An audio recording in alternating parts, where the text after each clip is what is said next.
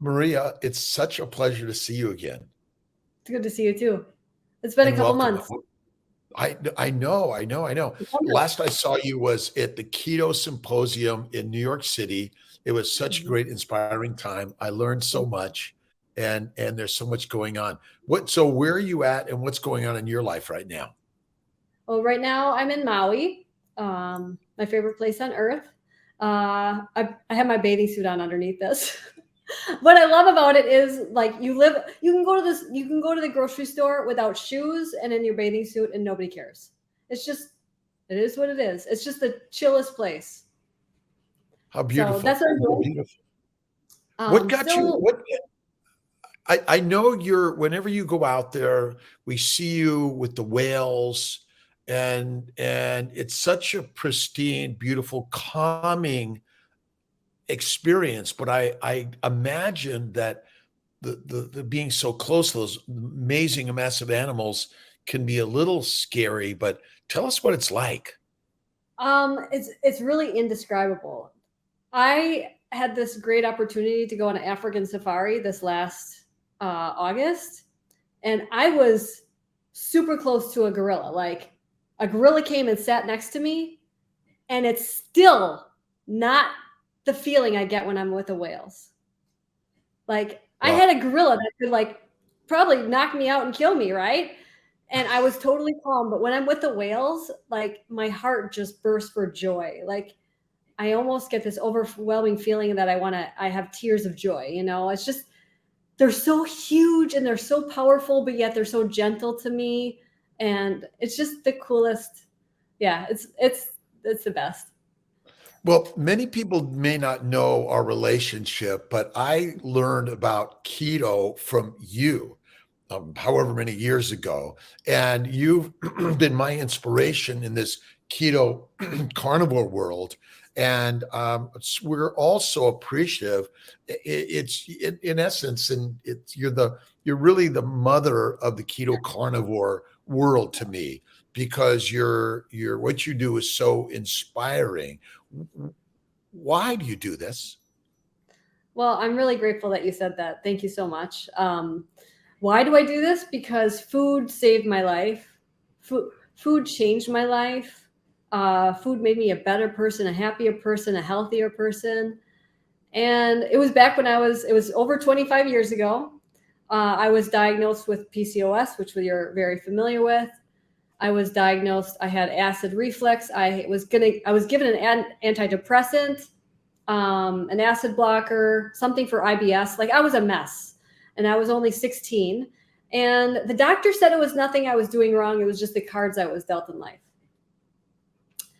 And there wasn't the internet back then, but you know, doing your research, it's very clear that excess caffeine, sugar, and carbohydrates cause PCOS. And at the time, Dr. K, I worked at a coffee shop where I lived off of mochas. I would go before high school and make the scones and the muffins and the cinnamon rolls. And then after school, I would go back and we would close about 5:30. And whatever didn't sell that day, I got to go home with. And so you can be darn sure I made extra cinnamon rolls in the morning because that's what I ate.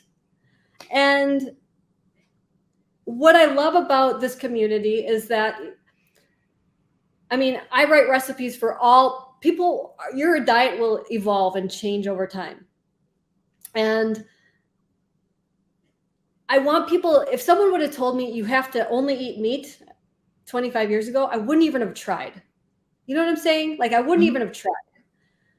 But through the years, it evolved and I learned more and I found out where the most nutrient dense foods are. And I was like, oh, yeah, we don't want to eat those. We don't want to eat that. You know, vegetables, we don't have to eat those. Like, peeling off the layers and finding the true knowledge because it's not out there. You have to seek it and finding it.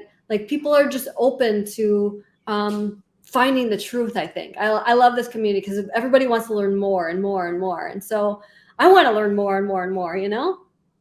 And your food that you share, your recipes, Yes. you do remind me a little bit about oh my gosh, my brain, Julia Child. All right. Because you have some Water. passion for it. Yeah. And because food, in some ways, food is simply to give us the fuel to fuel our lives, but you also create the joy that it's not just this narrow realm of you can only eat this.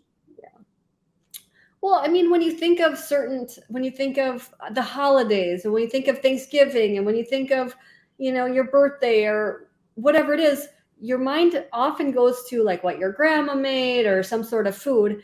And I don't think it's bad to associate that. I think it's bad to obsess about that, and that's the only thing you think about. So I think that there's this happy medium, because food is comfort, food is love.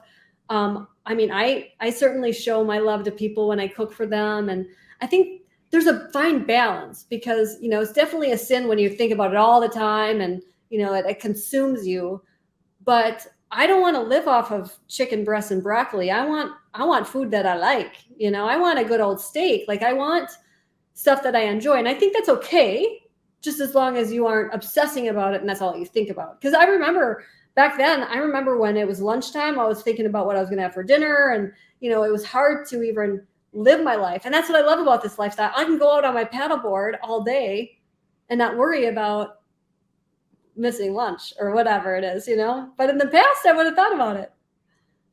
So for those of us that are new to the world of nutrition in the sense of a healing power when it comes to either a keto lifestyle or a carnivore lifestyle, do you have any advice for those that are first stepping into, wow, what is all this world of keto and carnivore? Why do I even need to touch it? Why do you need to even touch it? First of all, I don't think people realize how good they can feel, or, like I hear all the time, oh, I feel good or whatever. But when you actually, like, here's the thing, like, you wouldn't put diesel gas into a Ferrari, right? And I think that's what we're doing. We're putting this frankenfood into our gas tank, expecting our bodies to run efficiently, and they're not. And so we're like, oh yeah, I have migraines, whatever it is. You can get rid of those by what you put in your body. And I don't think people realize that.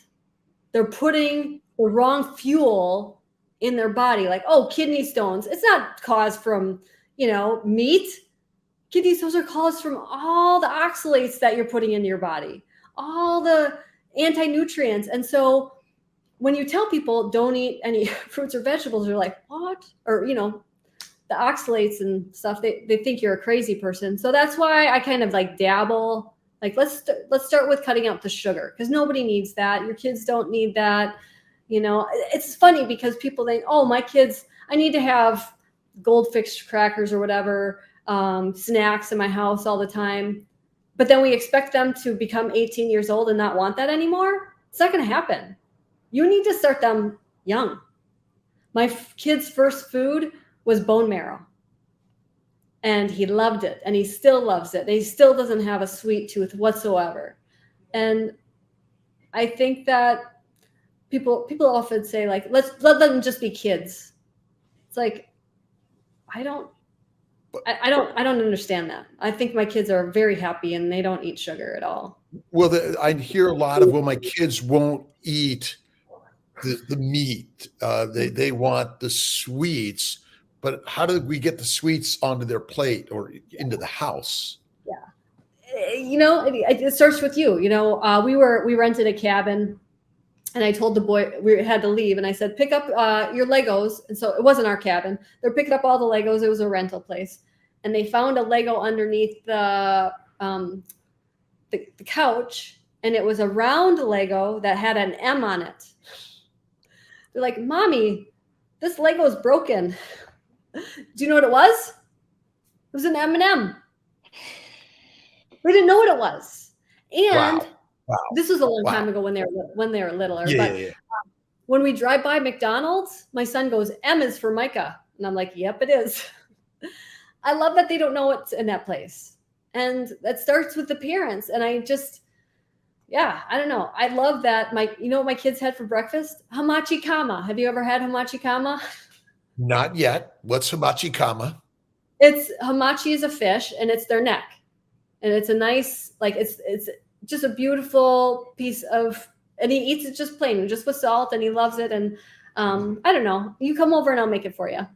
I'm coming. Well, so many people may not know that you're the inspiration for creating the Keto for Fertility cookbook, and so many people are loving it. And we're going to get together, Yes, 23 for sure, for and we're sure. going to do that because we're connecting in many ways, and people heal by changing their nutrition, but Yeah. because the modern medical world is still focused on a healthy diet, is plant-based focused, a Yeah. little bit of lean chicken and lean fish, and avocado as the fat, uh, and as you said, the we didn't have the internet way back when, and we do today, and the real health and wellness we're learning is from the access on the internet.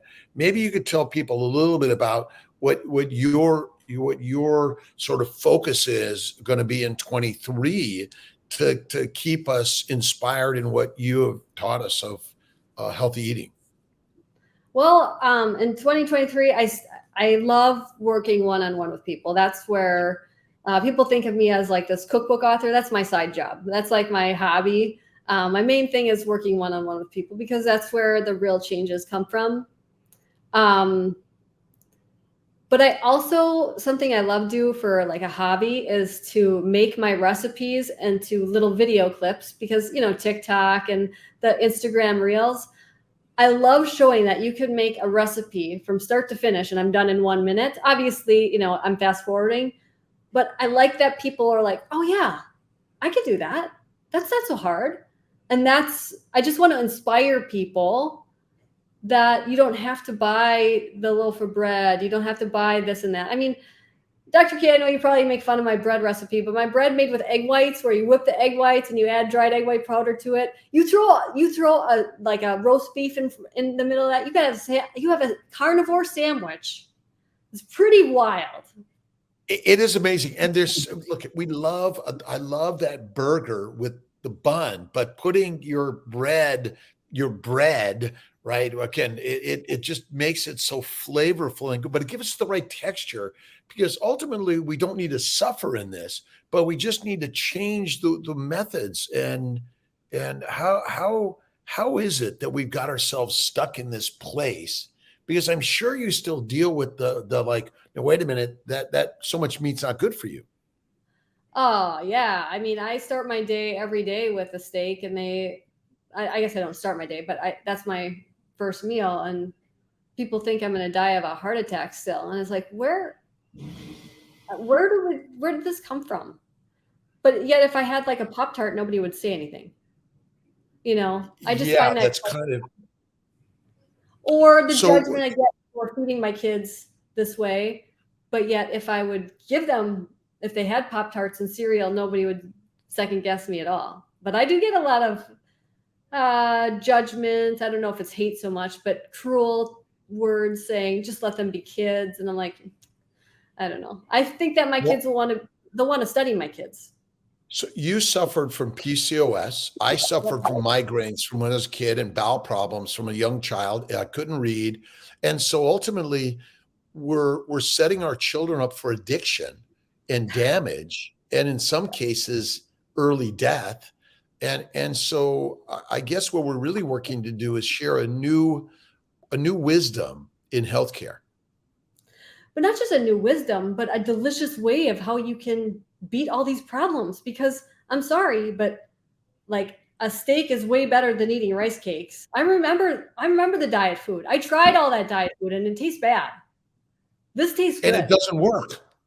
I know it doesn't work. It It doesn't doesn't work. work, right? No, it doesn't. And this actually tastes good, you know? You don't need to suffer. And I think that's what you're showing in what you've shared in your amazing cook. How many cookbooks do you have now? 24. Wow. Thanks.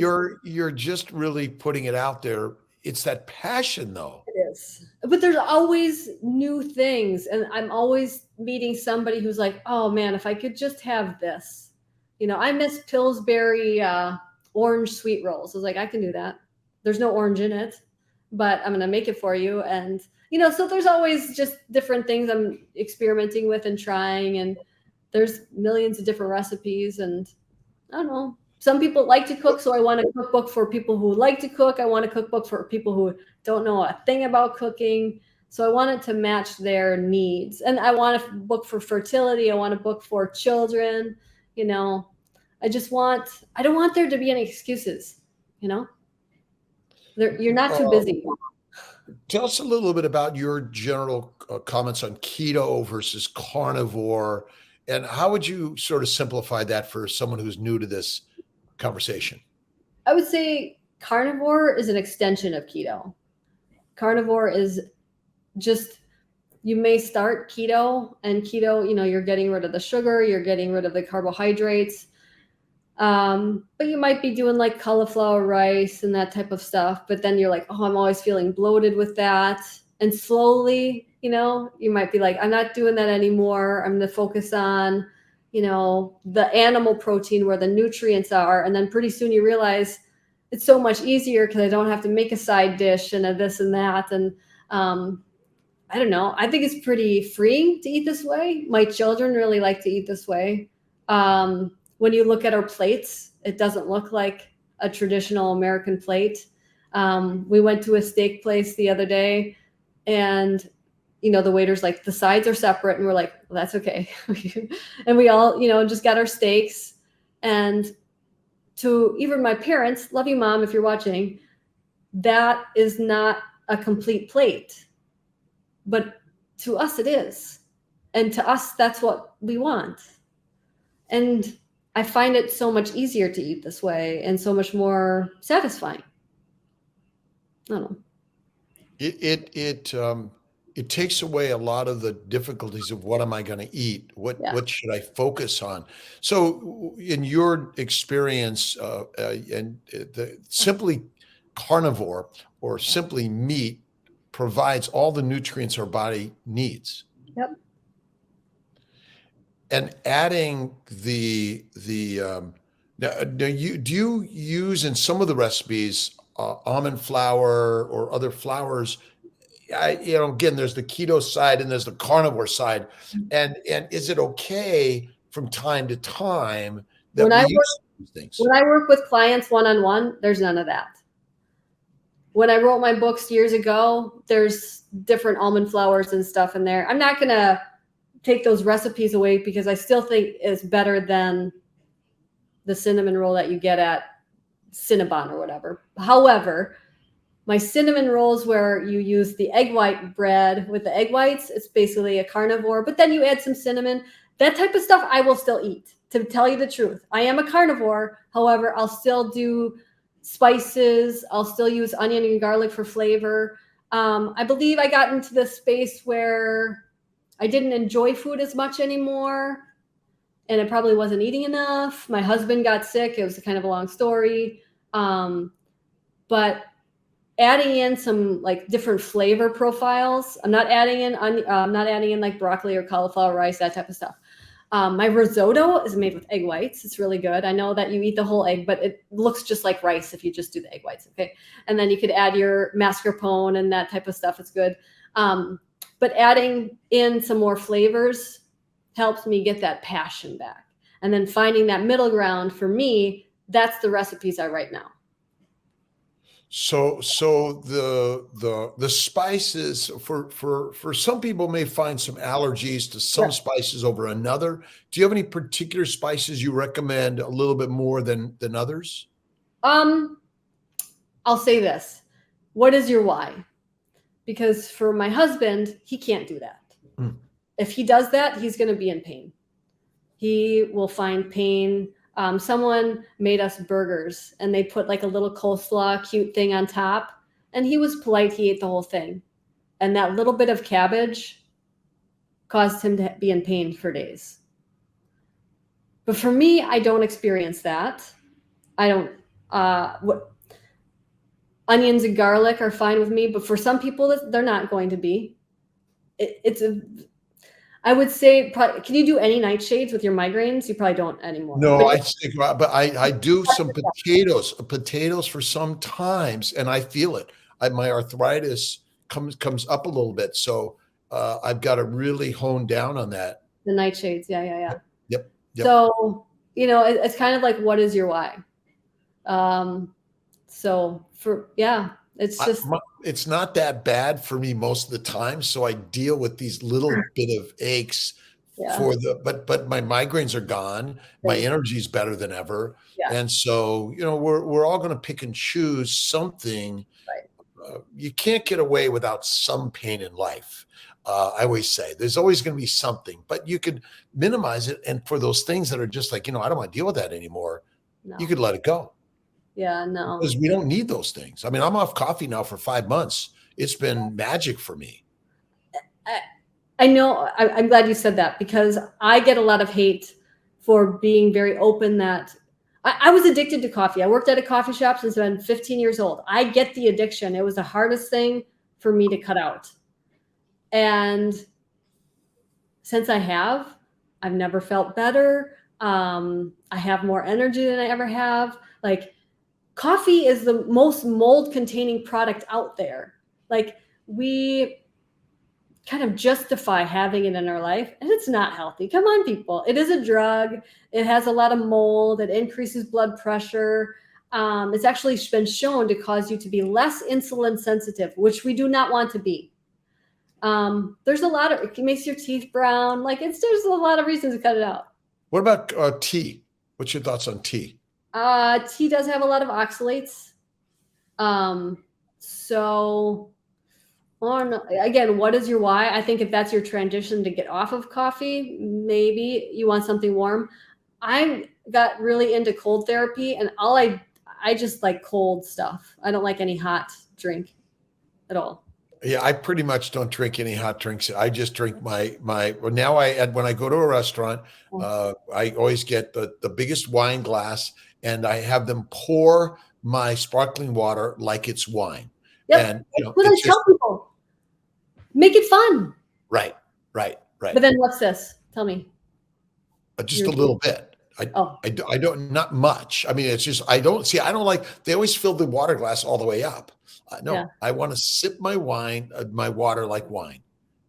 Well, I think that people should be aware. I don't think you should drink a ton while you're eating anyway. I don't drink anything while I'm eating. It's separate.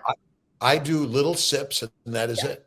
And it's most of it is because I think I loved the wine as part of my meal. But you're right. So there's eating and there's drinking. Tell us a little bit about your theories on that. I guess that whole idea, like, I think Weight Watchers would tell you to, drink a ton of water while you're eating your food to make you feel full. Well, it dilutes your digestive enzymes. It's just not a great way to digest and absorb all the nutrients that you want. So I usually give an hour window beforehand and an hour window after eating, which is plenty of time to drink, because you shouldn't be eating every 2 hours anyway. So, do you think we drink too much water anyway? I think that there's a balance. It depends on how much salt you get into your diet, because most people are drinking way too much salt or way too much water and not enough salt. And that's just going to cause you to be more dehydrated. You're just washing all the electrolytes away. So if you tend to be higher on your salt, you can match that with your water. But it's just, most people are doing way too much water, not enough salt. So does that make sense? So what about mineral water, sparkling water? Do you have any preferences or opinions on those? Well, I believe that most people are not getting the minerals they're supposed to from their water at all. Like, we used to find magnesium from our water supply. And let's talk about lithium. Like, we used to find lithium in our water supply, and now nobody's getting lithium, which would cause a little bit of depression. Sometimes you get snappy, and people are blaming it on their personality, when in reality it's probably just a mineral deficiency, And so, mineral water, sparkling water, I'm fine with, but I would say adding in those supplements are going to help you. I believe in supplements. We just can't get it from our food supply anymore. We just can't. Any particular supplements you recommend? It depends on, what's your why. I would say like magnesium's kind of a magnesium glycinate. Now everybody's hearing magnesium, they go to Target and they buy magnesium and they're just going to be pooping their pants because it's, like a what am I trying to say? Yes, it rids you of constipation. Yes, but magnesium glycinate is a more absorbable form of magnesium. Don't get magnesium oxide or magnesium citrate. That's colon blow, like we don't want that. Yep. So I'd say like magnesium's a good one. Sometimes people can be low on zinc if they're sweating a lot in a hot environment. A lot of times teenagers, they'll have back knee or acne because it's a zinc deficiency. I think that's important. And vitamin K2, I think, is probably the most important vitamin that nobody's taking. It's found in like organ meat and things like that, but that helps get calcium where you want it to be in the bones, not in the kidneys and causing kidney stones or that type of stuff. So if you're focusing on meat and bone broth and organ meats, do you think you still need to take the supplements? Magnesium for sure. I was in our water supply. The next best spot to get magnesium's like halibut, almonds, but like we don't want to do almonds, right? Right. So I would say, yeah, magnesium for sure. The other ones you could probably maybe do away with. I don't know. Like if you have a history of heart disease, like I mail K2 to my dad every single month because my grandpa Vince had his first heart attack at 32. Wow. And there's some things that my dad will never change. So I would just be like, Dad, if I didn't send this to you, I would regret if something happened to you. So, that type of stuff. I don't know. So the organ meats, do you think that's an important thing to consume? Yeah, I do. I think it's the superfood. Forget the kale. The superfood is organ meat. It really is. And most of the time, I bet if you didn't tell people it was organ meat, they'd like it. Especially, I love sweetbreads. Have you ever had sweetbreads? Yes, I have. I love them. They're like a tender chicken nugget, you know? So I think if we got past what those things are, everybody'd love them. So 50,000 years ago, or even less than that, when you hunted and killed that animal, if you decided to eat the tenderloin and nothing else, you probably wouldn't live that long. No, that would be a big waste. I don't think anybody would do that, but now we do. Now we do. I get a cow from a farmer and he's like, you want the tongue? He's like giving me free stuff because nobody wants the tongue. Nobody wants the organ meats. I'm like, heck yeah, Do I love tongue? No, it's a little tough, but if you make it right, it can be really good. It just takes time. Did you see I shot a big buck this year? Yeah, well, I wanted to talk about that because I have seen it, and I got a lot of hate. Tell us a little bit about the buck and how do you address it? I think that's the right term. Yep. And what are your favorite parts of the animal? Well, you won't like that answer. I love the tenderloin, but that's like, you cut it fresh off and you make it right there. It's just, you fry it in some butter. It's like the most tender steak you'll ever have.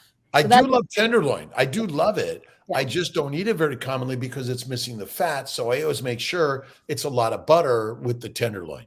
Oh, you'd love my truffle sauce. I make this brown butter. Have you ever had brown butter? Yes. So I make this yours is the best. Tell me. This brown butter truffle sauce is just, that's what I have every day with my tenderloin, which I eat every day, but I add the truffle sauce because I love it. But yeah, I grew up hunting. I don't hunt with a gun. I hunt with a bow and arrow. And I don't think people realize how difficult that is. And we have so many deer in our area, even not just in Wisconsin, but in Hawaii too. There's so many access deer. But I hunted whitetail this fall. And I sit out there for hours. Sometimes you see nothing. I just like to be with nature. I put a lot of time and effort into it. And this last year, I shot a massive buck.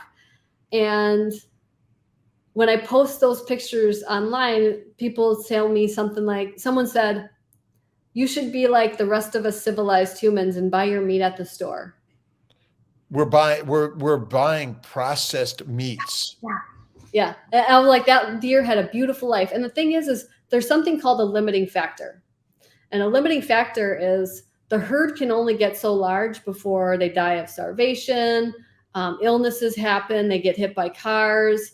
Like, they die these terrible deaths if you don't have hunters. Well, there probably aren't many cougars or other alpha predators in the area any longer, which would have been there and would have also fed on the deer.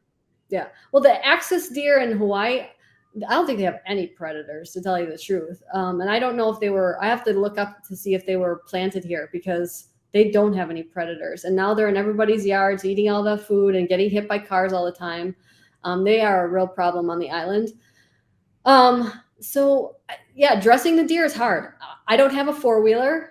I'm very small. My husband's very small. My children are young. And so we're dragging that deer out, and my kids are like, this is so much work. I was like, this is how people ate. This is what people did. And I just like to get into that primitive lifestyle sometimes, where you're just living off the land and, you know, just being self-sufficient. It feels very powerful. What other parts of the animal? So you just cut it up and freeze it and then have it over time and cut the whole thing up. We'll freeze it in different, we'll label it. A lot of it, like scraps, go to my dog. The hide, you can make a blanket out of it if you want to. A throw. You make some really nice stuff for hunting when you hunt in the really cold weather. Yeah, I mean, nothing really goes to waste at all. How about the bones and making thing like bone broth and things like that, and using the bone marrow? Is that still something you do with the deer skeleton also? You certainly can. I keep the horns to rattle with if they want to, or whatever, to draw in the big bucks and stuff like that. Honestly, I didn't this year. The deer, it was a very hot day the day I shot it. So there's just some things you want to be careful about. How long the deer was dead in the heat and that type of, there was just some, I'm just being honest. There was just some issues that came up this hunting season where I didn't find it right away, and it was in the heat for a while. So, right, so that's going to be tough. You might hit it with the arrow and then have to go find it. Yeah, you do. You have to go find it, and it was a long ways away. But I don't feel bad about it, because I'll leave the scraps that I don't use for the animals. We have coyotes, and last year when I shot a buck, we put the deer camera on it to see all the animals that came and ate it, and they all had a big smorgasbord, and it was great. It's a circle of life. It's nature. That's what it's all about. There's a great Victoria Island nature series on one of the channels, and I just love seeing how the animals live, and between the eagles and otters and wolves, they're not eating every day. No. Can you maybe talk a little bit about food frequency and how unimportant it is to eat 3 meals a day? And although you don't need to force a fast, but maybe fasting could be something important for people. Maybe the words you said, the unimportance of eating every so often, I think how unnatural that is. How unnatural it would be that we would have food that often. I like how you talked about, like you would hunt a lion, you would gorge on it, and not hunt a lion, but hunt a woolly mammoth or whatever. Woolly mammoth is what we usually ate, and we would gorge on eat as much as we could, and then there wasn't food for a while. I do prefer people to at least get their protein in, just because that's where the nutrients are. It helps, keep you strong and that type of stuff. But yeah, to be eating every 2 to 3 hours, I remember believing that. And It's not natural, and it's not needed. the time you give your body to rest and not digest food gives it opportunities to help other cells heal. But if you're always digesting food, you can't heal other parts of your body, because it's always digestion takes a lot of effort for your body to work down. So, yeah. The sugar layer of the bowels is called the glycobiome, and it must regenerate, and that's why that resting and fasting can be important. Although I talked to some people like Sophia Clemens and Elizabeth Bright, and fasting wasn't such an important part to their general recommendation. But do you think it's critical, or just don't do 3 meals a day, do one or two, and you're going to be fine? I think closing the window is really important. Mhm. I'm not one to recommend, just doing a water fast, just because what is your why, right? And unless you're dealing with cancer, and then that situation, I believe, is different. However, 99% of people are in it for weight loss when they come to me, and I don't do the water fasting. But closing the window does give your body ample time, and it's not anything extreme. Maybe you just start your day at 10 a.m. and you close the window at 3 or 4 p.m. It's not huge, and I don't think that's a big deal to ask anybody. Most people, if you're have a healthy blood sugar, don't wake up hungry, so don't force it. Tell us a little bit about protein sparing nutritional recommendations, and who that is important for. Um, when someone has insulin resistance, the most important thing is to shrink the fat cells and to maintain or grow the muscle, to give the glucose more places to go. But when someone has insulin resistance, they don't have to be overweight. They don't have to be obese to have this.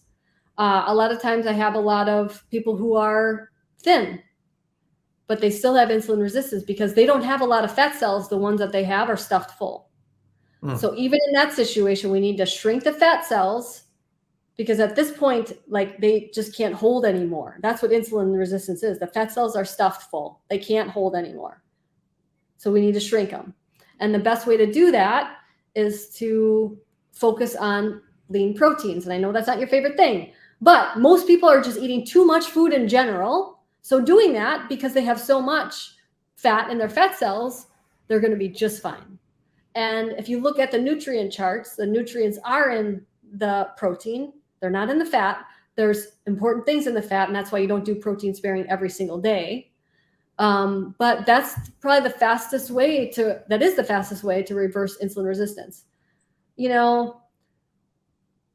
A lot of people just want to lose the holiday weight, or they are binging during the holidays and they're like, oh, I need to get back on track. And that's just a fast way to do it.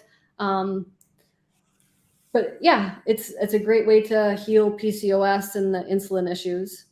If you're the weight you want to be and you're feeling fine, That's where not do for you focus that discussion? It's something different. That's not for you. You're going to be extremely hungry because you're not getting enough fat. That's not for you. I don't do protein sparing. You wouldn't do protein sparing because you don't have a lot of fat on your body to take you those long periods of time without the fat. Well, I'm glad you brought this comment up, because I think many of us may not hear the whole story and understand who and what is the protein sparing diet for. I try to write it everywhere, but nobody reads. I try to throw that out there. And sound bites. We get sound bites. We need to. That's why we're here today to discuss this. I've learned a lot already. Okay, it's not for you. This is for, like, I worked with Tyler. He was 500 pounds. He needed to heal fast, and he could go long periods of time without eating anything except for lean protein. And he lost 100 pounds in 2 months. Wow. Is that how fast you should lose it? No, but he was extremely unhealthy at that point. I don't know that we know the speed you should or shouldn't lose weight.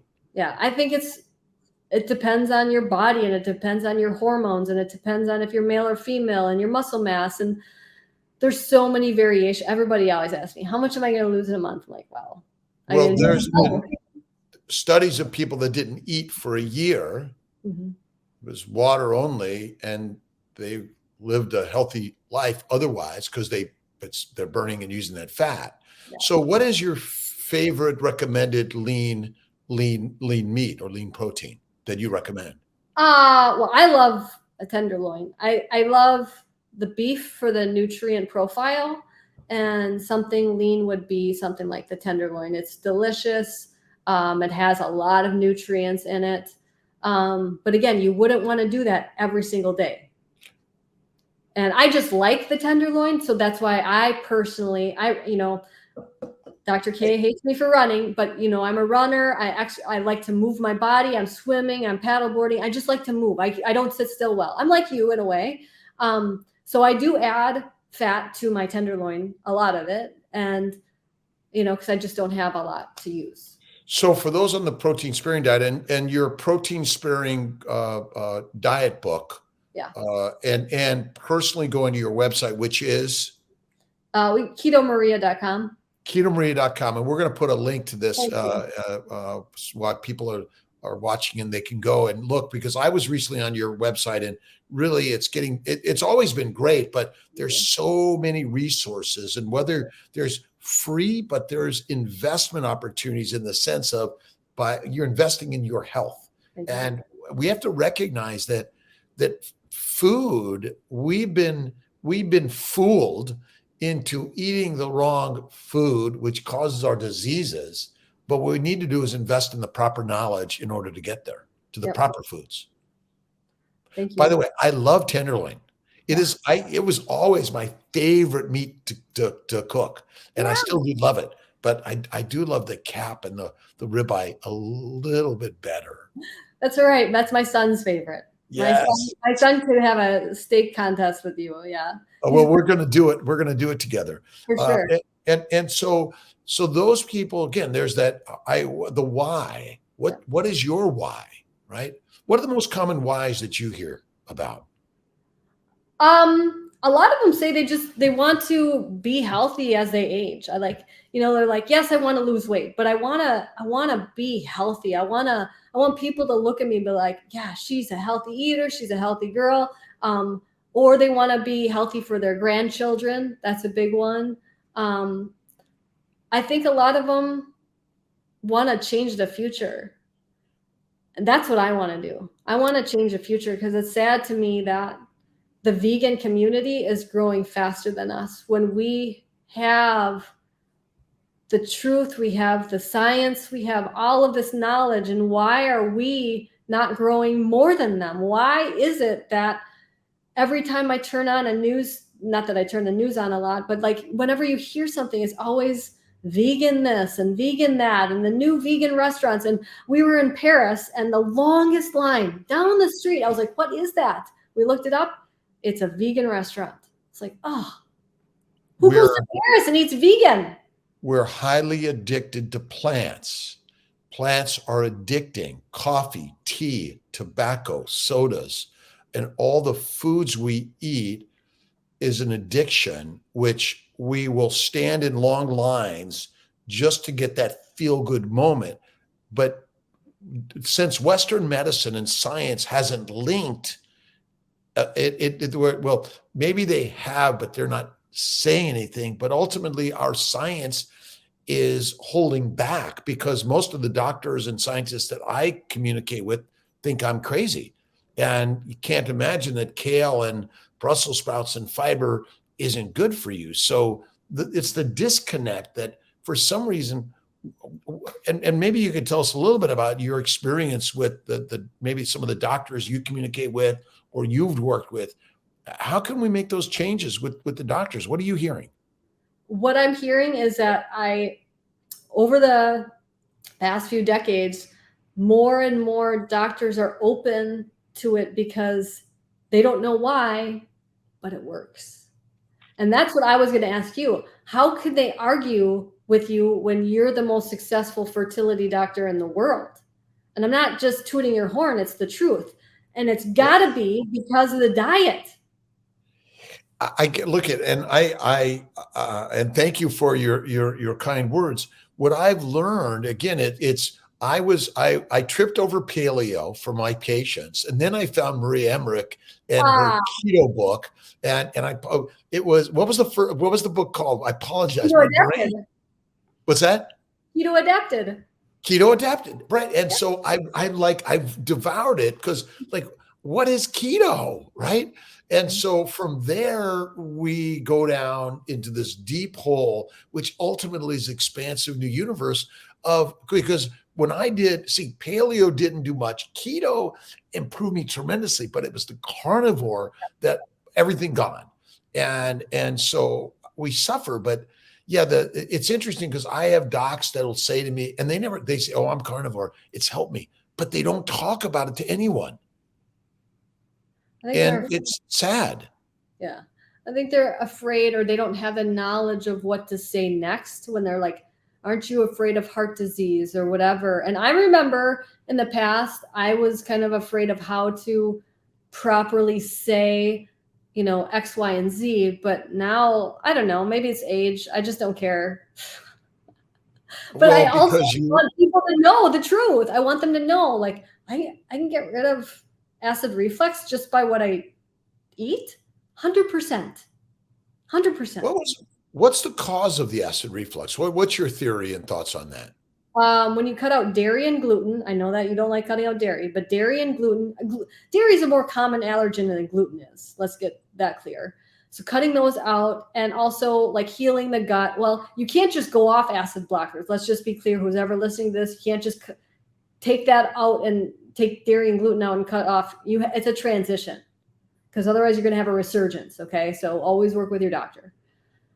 And then healing the gut lining, I do things like L-glutamine, which is an amino acid that comes from protein. It helps heal the gut lining, that type of stuff. So, do you recommend the L-glutamine as a supplement or combined, obviously, with the meat, or is the meat alone enough? I like to do a therapeutic dose. If you're to the point where you've been on acid blockers for a few years, your intestines are looking like Swiss cheese at this point. So Holes all over the place. I mean, yeah, who's not going to heal that? It's just not. what's your dose? Do you have a dosage recommendation? I usually do 3 grams 3 times a day, about 15 minutes before meals. Or so, like, if you're doing 3 meals, that's just what most people are doing at this point. And then you can do still the 3 times a day, even if you're only eating 1 meal a day, because it just wants to be on an empty stomach. So I do the bacon, eggs, butter, beef, Kiltz's ice cream, and salt. I do recognize many people can't tolerate the milk. And milk is really for babies, by the way. It's meat is for everyone beyond the baby stage, for sure. So I tend to tolerate reasonably well. You have to find out what makes you happy. It's all good. There's no judging. That's not my style.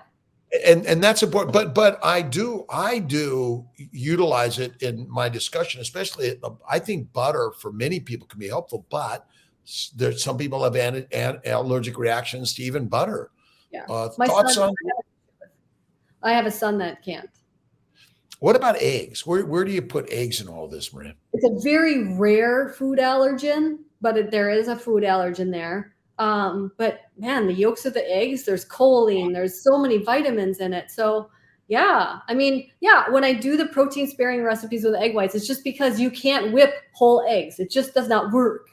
Okay. So that's where that is. And again, most people have quite a bit of fat on their body that they don't have to be adding it like that. And the chickens, is it what they eat that may affect the eggs' immunologic reactions, do you think? Oh, I mean, I don't know about that, but I have found, yes, you're right. Soy eggs are different, but people usually can do like duck eggs or a different type of egg if they can't do chicken eggs. But again, most chickens are fed junk. This is why I buy Vital Farm eggs. The chickens are so happy out in the yard, like you can watch their little cameras. The chickens are super happy and they play. They're, And they're carnivores. They go after bugs and worms, right? that's why when you buy these, so I'll go to the store and these eggs are like, in Hawaii, they're like $14 a dozen. I'm not lying. And they'll say vegetarian fed. And I'm like, organic vegetarian fed chicken eggs for $14 is the biggest ripoff. Like, I just want to like be like, don't buy these. If the chicken is caught eating a worm, it gets its head cut off and it's a fryer instead of a layer. I guess so. But like, I don't like poultry in general. But if you buy anything organic, it should be poultry and eggs. You don't have to worry. So on the poultry side, so the side of the chicken versus duck, or it's like, I wonder where did all the skin go from all the chicken breast out there? Like it went somewhere. What are we doing? Dr. K, I remember when I was in high school, my mom came home with a bag of Sam's Club chicken breasts, and it said like 1 gram of fat on it, and I was like, why is there fat in this? Well, it's. I mean, when I was let's see, a teenager and went to the market, I'd always bring home like the whole chicken, and it'd have inside it the heart, the gizzard, and the liver, and we cooked the whole thing.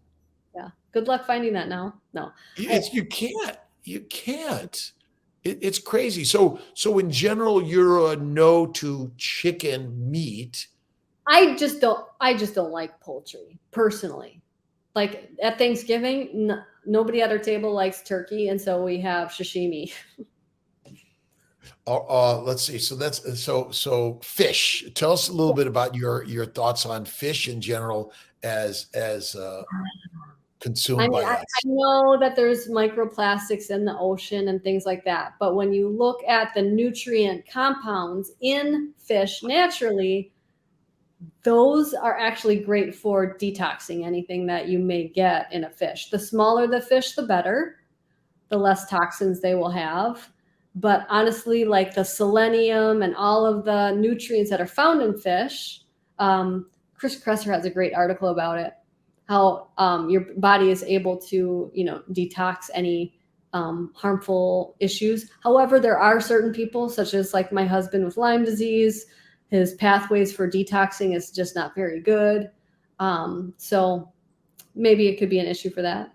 But what about the head, the organs, the brain? Oh, that was your asking about? No, I'm adding that too. So I mean that, are we missing the you said, so some of the smaller fishes, anchovies, and that we tend to eat the whole thing. Yep. But many people just eat the fillet. Are we missing something by eating only the fillet, do you think? Yeah, keep the skin on. Like the local fisherman will drop it off at my door and leave the skin on. Leave the skin on. Like when you look at bears, like when grizzly bears have a ton of salmon to eat, or brown bears, black bears, they will eat the skin and the brain, and they leave the rest of the fish for the eagles. So interesting. And I think that's one of our issues, is we're missing that brain and the skin and the fat. And do they get the organ meats out of the salmon too, or in the roe? I haven't noticed that. I don't know. I just remember reading a lot about how they would eat the brain. It must be the easiest to rip the skin off with the head and just eat that. And then the fillets are laying there, Who is your favorite writer of recipes? Who's your favorite chef besides yourself? Julia Child, for sure. Oh, yes. I just love that I have a lot in common with her. I just love reading about her. She swore like a sailor. I have that issue. I don't know. She had a passion for life. She had a passion for exploring new places, and just she was okay with being different. And I really admire her for that. Being different. What's it been like? Tell us a little bit about Maria and your joy in what you're doing. But there's also some challenging sides too. Yeah. Um, no, being different. I guess I was always different. I was different in high school, especially when I started eating different when I was in high school. And I was okay with that. I don't mind being the black sheep. I don't mind having people question their beliefs when I show up. Like, you shouldn't be washing your hair that much. You shouldn't be showering that much. Like, like just different types of. I like making people think outside the box. But no, it hasn't always been easy. Are you talking about my life, like with my family, or I don't know? No, it just, I mean, obviously you're um, celebrity in so many ways, and have brought such value to all of us, not just in the food you share, but the energy and kindness that you emulate in your day-to-day life. But I I'm try. sure sometimes being out there, it's got to be hard. Yeah, I'm actually probably the biggest introvert in this community. I would prefer to be on my paddleboard or in the woods bow hunting without seeing any people. I do prefer that, but I also have a passion for helping others. So I do like helping people one on one a lot. That's probably my favorite thing, is getting on the phone with someone and talking through everything. Um, yeah, it hasn't been easy. My parents thought I was crazy with this job. My husband's parents, whole family thought we were crazy for adopting children, crazy for what we eat. It's not easy when we go to the holidays and stuff like that, because we are the odd ones that don't eat any of the packaged foods. We try not to make a big deal out of it. And we don't judge anybody for what they do. We just want to be, I don't know, maybe inspiration to them, you know. But yeah, What, what's your next book? What's the next one that's coming? I am working on a holiday book, Hmm. so like just something for not just Christmas and Thanksgiving, but St. Patrick's Day, and because I like to make holidays special, I really do, and I think that you can do that in a proper way. So that's my next one. Do you think that holidays? I always look back and recognize that holidays were once in a while, but we're kind Mhm. of living life every day like a holiday in our food and maybe Oh, in our drinking and our other experiences of life. And if we simply lived our lives more on the keto carnivore journey, and then from time to time allowed ourselves the joy that came with those holidays, you know but what though, Dr. K? When people do that, they fall off the wagon for months. Like well, one well, cookie was going to have them well, falling that's off. assuming, to me again, and I'm reasonably good at this, but I always say I think because it's so easily accessible. You're right. So it's like an alcoholic, right? If they live in work in a liquor store, and Yeah, or other drugs and things like that, it's always accessible. But it's possible to heal, and maybe I'm talking fantasy. I'm just thinking fantasy here. That ultimately our strength is that you're, again, hard. I always say hard will always give you the best in life. And there's certain things you never should touch: heroin, cocaine, marijuana, and likely even alcohol. But is it possible that you're not going to kill yourself if you have a cookie, cake, or ice cream from time to time? okay, so from time to time, I personally have a very addictive personality. I was a food addict. So if I did allow myself to have that Christmas cookie, it'd be a long journey. Well, again, I'm obviously we're all similar, different in all of this and where we're at in this world. Some of us, I mean, cocaine and alcohol. Alcohol, certainly, I almost have none today, but I can I have a can't. sip from time to time. But Yeah, some people cannot. I So can't. each person has to find their place Yeah, in all of this, right? right. And you have to know yourself, right?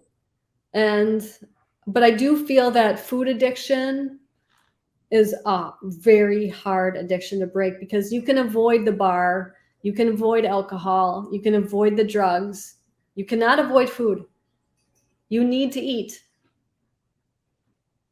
Well, And you've it's a said, very, you have to make a decision every day of what you put in your mouth.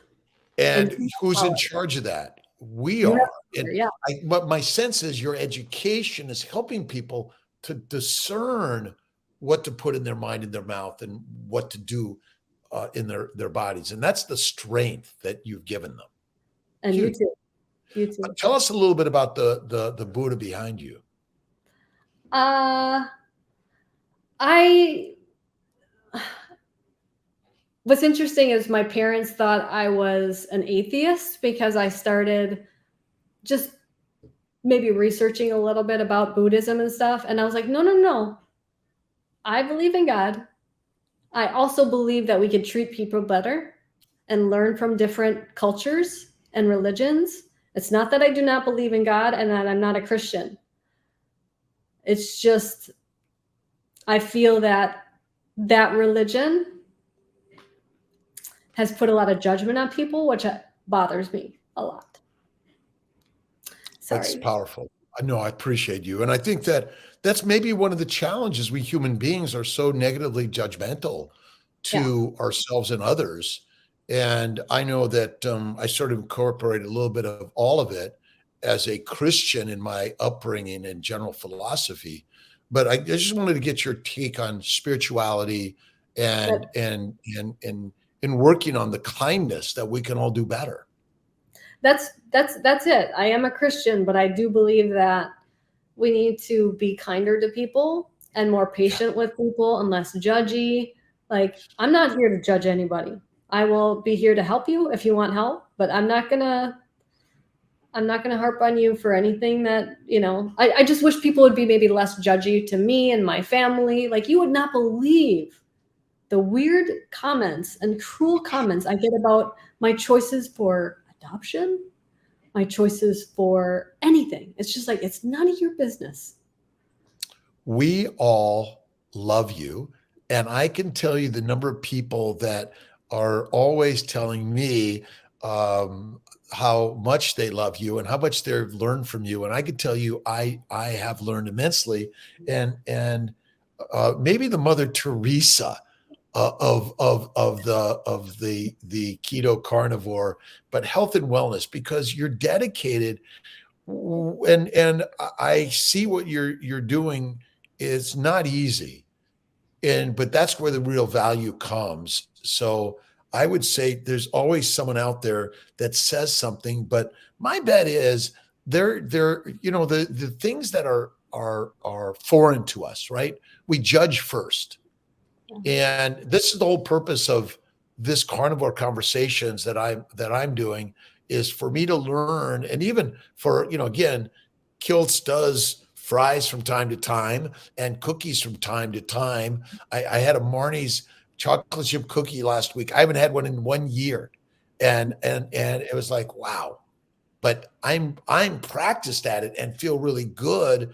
But you give the strength to all of those of us that need the constant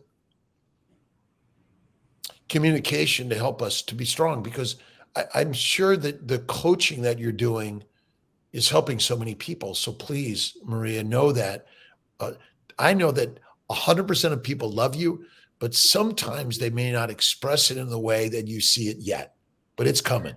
I know It's it. okay. I don't need to be everybody's cup of tea. That's okay. No, but I said, because I know that there is stuff that comes in, but I know what you're sharing is such generosity to everyone. And I appreciate you. Is there anything that I didn't mention or ask and that we're appreciative to you? No, I just want to come back. I love Syracuse. I love New York. And I just want to come back and visit again. Well, let's do that this summer, and I'll come out to you too, and we're going to highlight the Emmerich and Kiltz's Keto for Fertility cookbook, which we're sharing, and we have our new Kiltz's. I got to show you just a quick little. This is a mock-up of the Kiltz's Keto Carnivore, But what Nice. we're doing is we're adding in a few of the recipes that will then drive them over with your stuff in order to bring us all together. And look at uh, Maria Emmerich as again, to me, the master to teach us all how to live, love, and enjoy each and every day better. Thank you. It was an honor to be here. My best to Craig. And what I think we should do a combo also. And my best to your children. And again, thank you every single day. Thank you. You would love a conversation with Craig. He's the science guy. Well, I'd love to have that. I mean, I'll talk to Jake and bring that together because I love what he's doing. And I'm the science. I love the science, but sometimes the science is snake oil. We make it so complicated. No, he's very clear. He's a great explainer when it comes to all of it. Perfect. Well, I'm going to get Jake on that. So we'll do that together. And again, much love to you, Craig, and your family. And maybe I'll get out to Hawaii before the winter's out. Get your plane out here. Yeah, I'm going to take Delta on that one. Okay. It's over the ocean. I think it might be a little too much for kiltses. Too far. Yeah, too far. And if the winds are wrong and you got to stop, there's no stop. No, there's not. No stop. So, but great, Maria. I love you. Love you too. Keep in touch. Get on the water. I will. Keep in touch, okay? All right, I will. Bye-bye.